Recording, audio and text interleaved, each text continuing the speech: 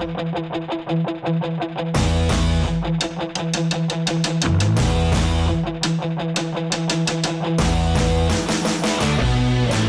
Freo fans, this is episode 7 of the pre-season show. My name is Brett from the media team here at Freo, and joining me today we want to get to know a little bit about one of our newer Freo Dockers, Blake Acres. Welcome to the show. Thanks mate, thanks for having me on. Well, we're thrilled to have you here now at Freo. So when you were signed back in October, there was talk about you filling one of the vacant wing roles. Is that still a focus for you and for Justin?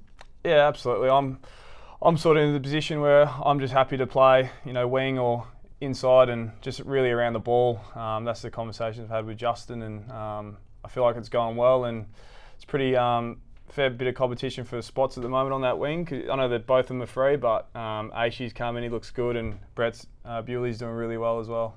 And we know you can run. You finished sort of in the top 4 in both of our first 2K time trials here at Freo. They're a bit of a chance for you to show your running capabilities to the coaches? Yeah, absolutely. I mean, I pride myself on my running, use that as one of my strengths on game day, and that's what my pre-season's all about, is getting fit and ready to play. You arrived at the club just on 3 months ago. Who would you count as your closest mates at the club so far? Well, I'm living with Jesse Hogan and Lockie Schultz at the moment. So I'm getting along with them really well, and probably Griff Lowe and Lobby as well, like getting along with them, and it's a pretty tight group, and I suppose I don't have that one guy I'm getting along with really well, but sort of across the whole board, get along with most of the guys. Still early days? Yeah, still early days. And you'll be pulling on the number 9 jumper in 2020, so you're sandwiched between Andy Brayshaw and Sonny Walters in the locker room. Yep. What are they, messy humans with their lockers? No, I sort of keep stumbling across Andy's locker because I was number 8 at the Saints, so I keep on thinking that's my old number still sometimes, but I sort of get in his way a bit, but Sonny sort of leaves his stuff in front of my locker a bit and getting a bit annoying, but I've pulled him up a few times now, so hopefully he learns a bit. Yeah, good. Well, each week we put the call out to the Purple Army and find out the questions that they want the answers to. Blake, first up, this fan wants to know, what are you most looking forward to this footy season at Fremantle? For me personally, just a fresh start, and keen to just get around the ball and play some good consistent footy. This next fan wants to know where your nickname Shakes come from. Is there a story there? Oh, there is a little story, but involves a bit like swearing and stuff. But just started. I won't swear it, but it started with my dogs and the Saints boys. How much they didn't really like them, and then they just sort of started calling them Shogs because they put a word before dogs, and then it sort of just got to my name. But it's not that good of a story, but a little bit there. Well, there you go. Next up, a very nice simple one. Your favourite food?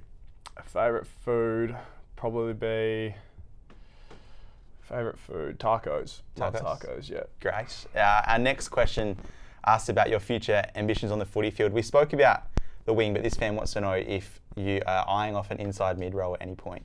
Oh yeah, absolutely. I'd love to play on ball, and I think most guys would. But yeah, wherever Justin sees me fitting in and helping the team, that's where I'll be. This next question comes in. They want to know if you collect any footy jumpers. Maybe it's your own kit, or do you know of any players that do, have a bit of a collection going? I think a lot of guys keep their the jerseys they've worn in games, and I know I've got a lot of mine throughout my career just still at home, and some of them I frame if they it's like a milestone game, or but I've got a lot of my old ones still sitting there. I sort of give them away sometimes to people, but yeah. Yeah, great. Well, finally, I've heard from multiple sources that you love your sausage dogs, Lola and Harley. You mentioned them just a bit earlier. Do you love them a bit more than most other things in life? Would that be fair to say? Yeah, they're my they're like my 2 kids. I love them. Lola's been with me for 5 years now, and Harley's been there for 3. And it's always good to get home and they start, squealing a bit when excited to see you. And yeah, they're great. They're great dogs. Logistically, I want to know, were they 2 of the first things that came on the plane over with you from the move to Melbourne to Perth? Was that a priority? Yep, I got them flown before I got there, and got mum and dad to pick them up on the other end, and then got straight to them when I landed, and yeah. Is there a favourite? Is it too hard to pick? Both have their pros and cons, but I did an Instagram poll a few years ago, and I think Harley won by about 2 votes. It was like 413 to 415 or something. So it's pretty even split. Tight contest. I'm also told you love your American sport. I'm sure you have your favourite teams in the NBA and the NFL. Is that right? And who are they? Yep, I'm a big big NBA and NFL fan. My team in the NBA is the Pacers. Not doing too bad this season, and in the NFL, the LA Chargers had a pretty poor season, but they should be right next year. I've been to a few games, more so the NFL because the NBA season sort of starts when pre-season's about to ramp up, so sort of missed that. Get to some pre-season games, but gone to the States a bit and seen a few NFL games. Now, before you even returned home to the West, you already were familiar with a handful of our players already from your WA state playing days. Jesse Hogan, Cam McCarthy among them. What do you remember from those days? Oh, I remember Hogs. He a pretty funny guy. He pretty just chilled out off field. When he gets on field, gets a bit fiery and a bit snappy. And Cam McCarthy was always just that chilled out dude who just went about his own thing. And I played a little bit. No, I didn't play with Rory, but I knew Rory before I was drafted as well. And before we go, I also wanted to ask, when we do our training coverage out on the track, we notice you're quite prominent, quite vocal.